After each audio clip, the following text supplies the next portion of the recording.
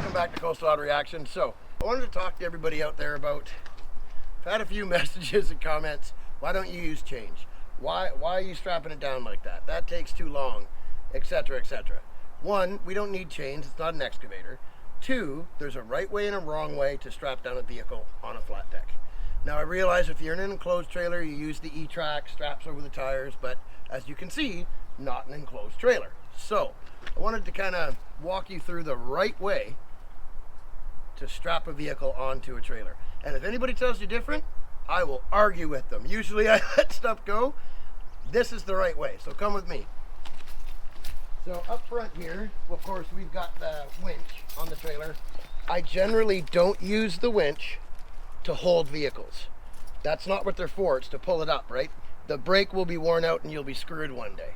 So the reason why we have it like this is very simple. The strongest shape is a what, Bobo? X, cross. Triangle. Triangle. Right? Anything that makes a triangle. The more triangles you have in a roll cage, the tougher it is. And here's a major thing too, gang. Listen, do not strap down to tow hooks and stuff like that. You want your vehicle to be able to move freely. Otherwise, you end up rubbing through straps, breaking them, etc. We use on here, each one of these is good for 3,300 pounds. So when you combine that, you get, of course, I'm waiting for you guys, tell me, leave a comment, how much is it? 3,300 times 2 is, sorry, is that pounds or kg? Wait, okay, 3,300 pounds, yeah. So the reason you put it in X is it's the strongest shape, gang. Now, 3,300 pounds times 2. That's pretty simple. 6,600 pounds, right? Is that six? Leave a comment. Do I have that right? Yes. That is direct line pull. That's what these are good for. This Jeep weighs about, on the high side, 5,000 pounds. So we've got more than enough right here that'll hold the weight. You got to consider momentum, right? This can have all the momentum it wants on the suspension, like I said. The reason we've got it strapped to a strong suspension component or an axle is it keeps it from moving. And you always want to use, you don't want to put the strap around the axle. Use good heavy duty, these are 10,000 pound axle straps. And on this one, because there's not a whole lot of room, they're around the lower control arms. And as long as the control arms aren't rusted out, that is a strong suspension piece. You want to hook it to the axle or a suspension piece that's designed to take the entire load of the vehicle. Now, if you come back here, as you can see, this is actually a construction trailer. So we do have the D-rings for strapping down cars, but unless it's a really short car, they don't work. You want to have approximately the about 30 degree, 25 degree angle and cross the straps. And same with the back here, if you look. Yeah, you can see. So we've got the axle straps hooked up to the lower control arms on this Jeep. This Jeep came from approximately 220, 230 kilometers from here, give or take 30 or 40K. And not only that, but we climbed up a paved but snow-covered back road. It's a logging road that's been paved through switchbacks and over crazy bumps.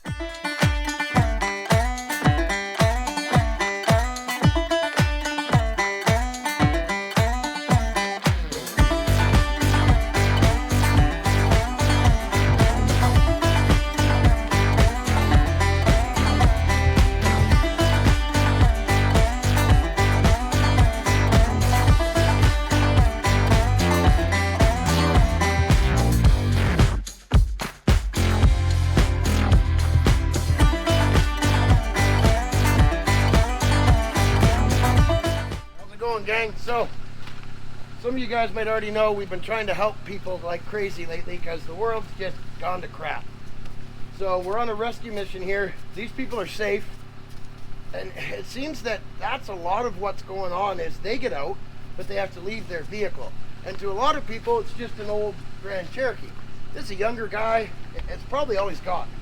And he hesitated to ask for help too.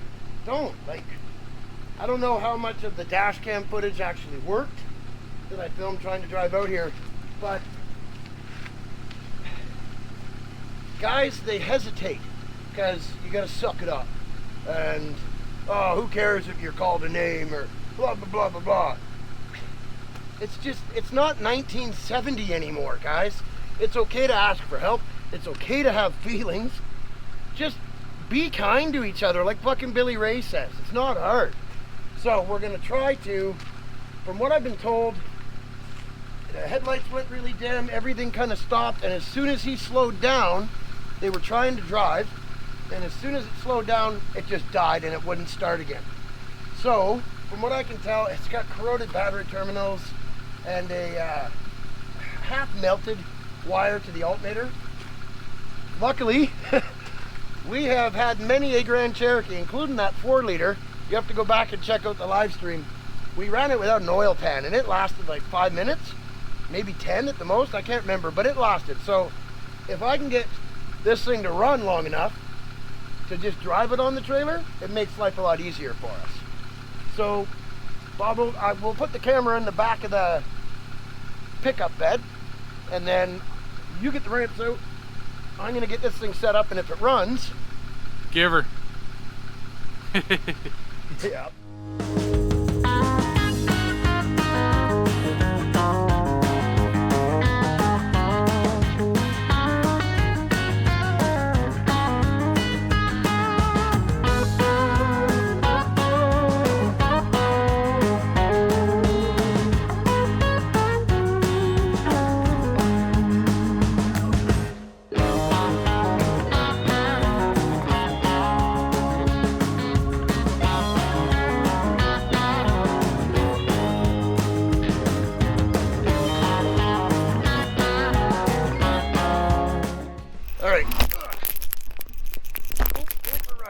Here we are. Well, crap. Needs to go a little more forward. So push it? Yeah, I'll push it here. You get up. You might need to put the keys in the ignition for neutral. It's also, the key, it's not on, but the interior light's on. Try to turn it off on the dash after. It's in the same spot as Felix. There's no way it's going to start now, but just take the e-brake off and put her in neutral, and we'll just shove it. Is that neutral?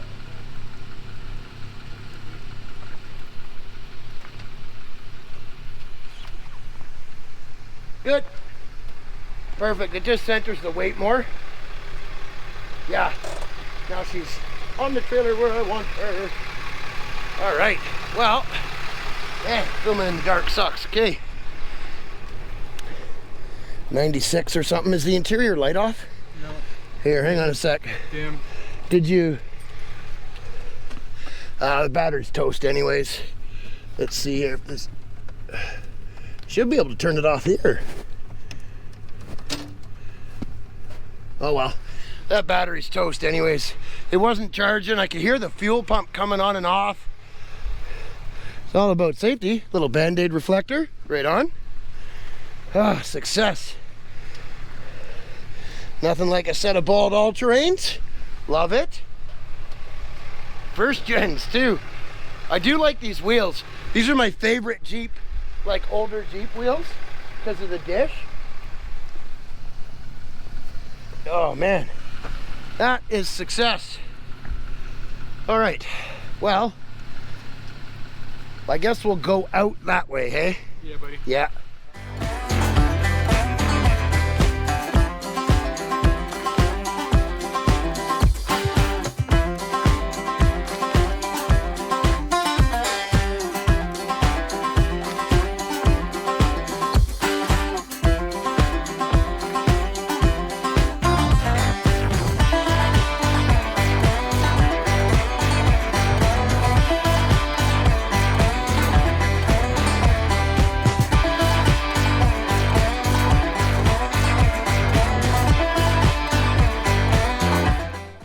Didn't move.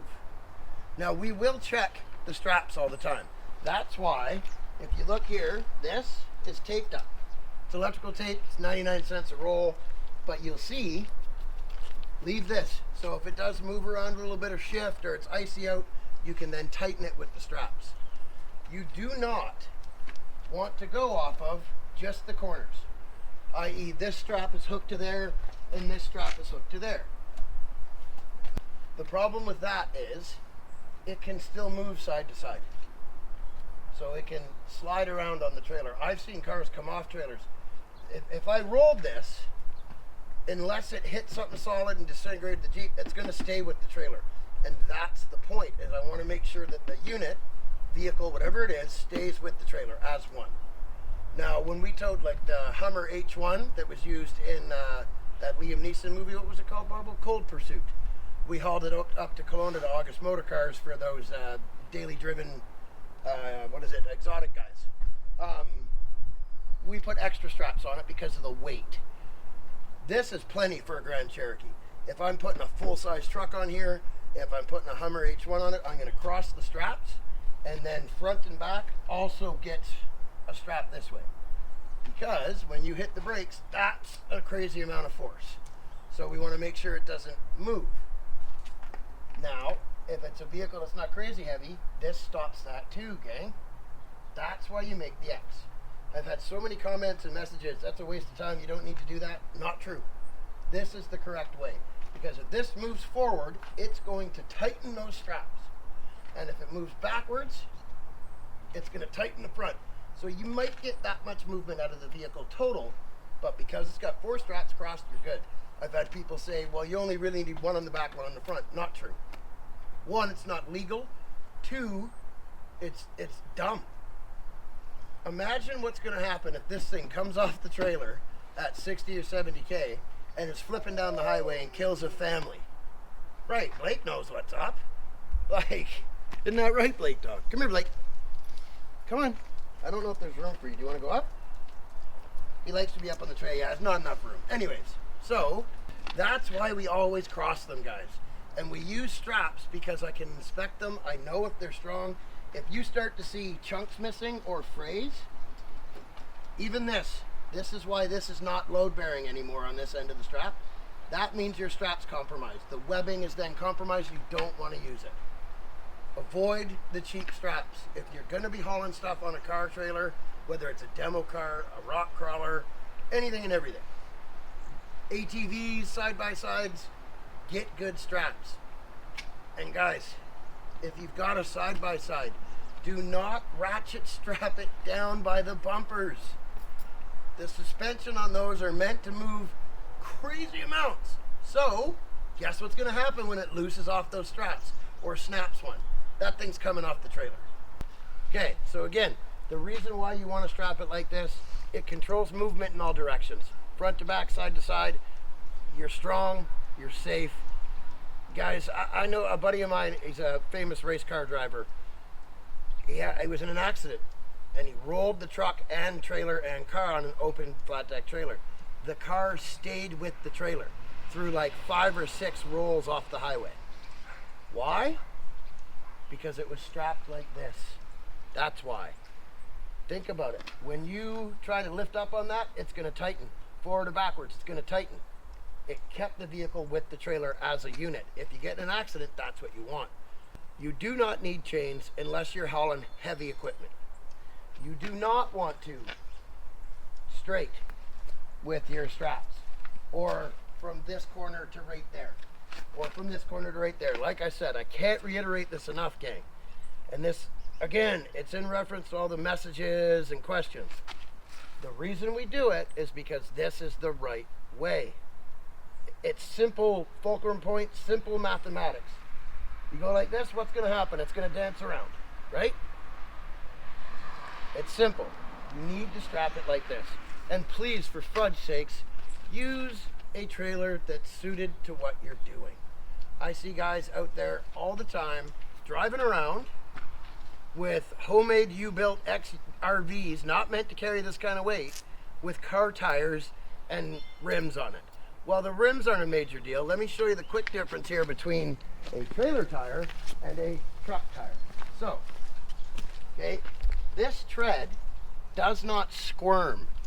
And tread squirm is what causes side-to-side movement, which a vehicle you're driving needs. If we take a quick look at Bobo's Jeep here, he's got great big, and stay tuned for the awesome Nitto tire review we're doing. It's about half ready. Guys, let me tell you, and I feel comfortable, I don't mind saying this, these are incredible. Anyways, as you can see, big, deep tread blocks, right? Because you're driving this vehicle. On a trailer, you want narrow tread blocks that don't squirm. Don't use car tires on a trailer. Don't use truck tires. Use trailer tires. Please. I see so much stuff online and in our day-to-day travels where there's accidents caused by stuff like this. The other thing you want to do also, and I hope you guys listen, because I'm not trying to be a know-it-all, but I know I'm right about this stuff. A lot of people forget, gotta keep these bearings greased. So we use bearing buddies. And that way, I always know when they're greased, if they're full, you can keep an eye on it, right? Don't use those valve stem caps that are green if there's enough air. They get stuck after a week. You don't know. Before you tow anything, every single time, you need to pre-trip your trailer, guys. I get it, not everybody out there is a commercial driver, but that is the point of this video. Because anybody with a regular class license can drive towing a trailer, and we see so many things that are wrong, we just want to help you. So, you've got to make sure that your bearings are good. Don't over tighten the bearings. Make sure they're greased, and pre-trip the trailer, okay? It's simple, go around. Make sure each lug nut is good. Check to make sure the bearing buddies are full of grease. Check to make sure your bolts are tight and everything's good. Guys, we almost got bit hard because I hadn't done it. I put it off. Oh, I became complacent because I've towed so many trailers all the way back across the US and Canada and never had a real issue other than blowouts, which is normal. And then it bit me in the butt when we broke that leaf spring. I got lucky. So that's why I'm telling you guys all this stuff. We all goof up. If there had been a car on it when it happened, I probably would have crashed. And that brings me to my final point. If you have a blowout, okay? Don't panic. Do not hit the brakes. You want to turn the brake controller down all the way. If you've got an exhaust brake, make sure it's on full and slowly gear down and get that trailer over as soon as you can, safely without heavy braking. And the reason why you don't want to use the trailer brakes is it can stop the rim and then cook the rubber off, and then your rim's shot too. 99% of the time when you have a blowout, if you look here, there's so much protection and steel on a trailer, you're fine. It's not going to hurt the trailer. You want to try to save the rim, right? Let me give you an example over here. So this is the tire we blew last time. Now, we haven't been anywhere except to get this Jeep, but I grabbed this spare, and it's not a trailer tire. So I can feel the trailer move on this tire. Because our spare is a car tire, it's got crazy deep tread when it should have this. This is a perfect example. Take a look here, guys. This is a 50% worn, maybe less, trailer tire, right? That's how it should look. This is a car tire. It shouldn't be on my trailer. So the reason I'm pointing this out is I don't want people thinking I'm holier than thou and I think I know everything. We all make mistakes. I'm just trying to help you guys not goof up the same ways that I have. I became too complacent lately and I've been lucky. So guys, pre-trip your trailer, strap your stuff down right with the adequate straps. Make sure you use axle straps, and don't carry something that's too big either. Make sure you know the GVW on the trailer. Make sure you got the right thing on the truck. If you're going to tow over a certain weight, don't be doing it in F-150 or a Ram 1500. And I'll end with this. Do not use, please, stop using those cheesy, easy adjustable trailer hitches. They are not safe. Use solid mounted, heavy duty, this one's good for 12K, trailer hitches. Guys, I see people driving with a car trailer with a big Jeep or their classic dream car on it, towing it with an F-150 with one of those cheesy adjustable hitches that's good for 4,500 pounds at 85 mile an hour down the interstate. Please stop it. Please. So hopefully you found this video somewhat informative. If you guys want to see more stuff like this where we give you tips and tricks and things that we know about, leave a comment below. And again, I'm not trying to be holier than thou. That's why I pointed out the goof ups that I've made. Got complacent, don't do it. We got lucky. Please listen to my advice. Do as I say, not as I do. We love every last one of our supporters. Thank you for watching. And stay tuned, because there's a whole bunch of fresh content coming.